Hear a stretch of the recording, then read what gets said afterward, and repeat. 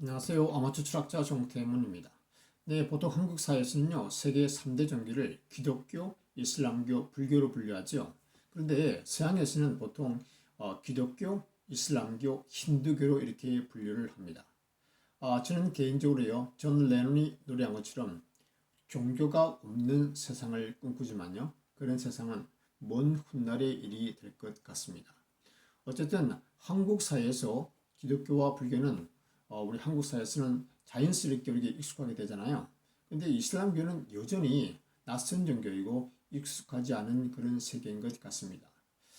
그런데 이슬람을 우리가 좋든 싫든 그리고 믿든 안 믿든 우리 지구촌의 이웃임은 분명한 것 같습니다. 그래서 키워드를 중심으로 이슬람 세계를 갖다가 좀 이해해 보려고 하는데요. 오늘은 첫 시간이니까 이슬람과 무슬림이라는 기본적인 키워드를 한번 살펴보겠습니다. 이슬람교는요, 세계 3대 종교 중에서 두 번째로 큰 종교입니다. 네, 대략 한 16억에서 18억 정도의 사람들이요, 이 이슬람 종교를 믿고 있는데요.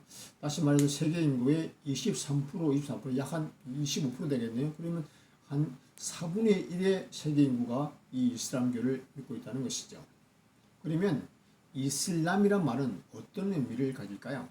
네, 가장 중요한 두 핵심 의미는요, 복종 그리고 평화입니다. 복종과 평화라는 것이죠. 다시 말해서 신에게, 알라에게, 하나님에게 복종함으로써 마음의 평화를 얻는 종교라고 우리가 정의할 수 있겠습니다. 그래서 이슬람교는 알라라고 부르는 유일신을 믿는데요. 한글로 번역하면 바로 똑같이 기독교와 똑같은 하나님으로 이렇게 번역을 하고 있습니다.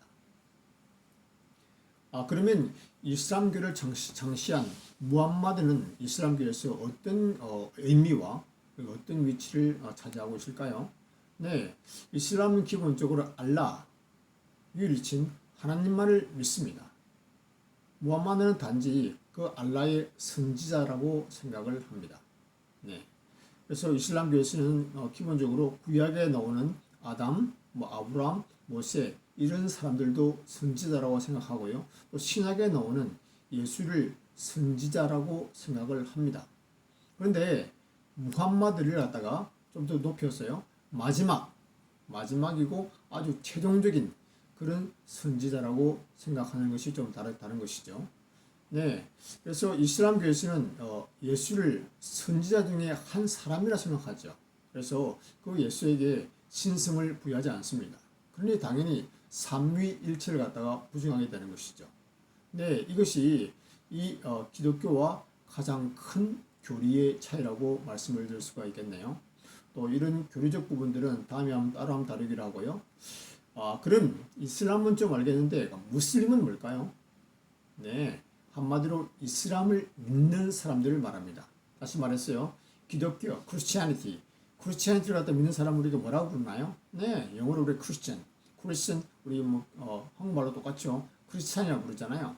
네, 마찬가지로 이슬람을 믿는 사람을 갖다가 무슬림이라고 부르는 것이죠. 예. 그리고 또 기독교 안에는 여러 교파들이 있잖아요. 예를 들어서 동방정교회 캐톨릭, 그다음에 개신교 프로테스탄트 이런 데 분류가 있듯이요. 무슬림에도 기본적으로 수니파와 시아파가 있습니다.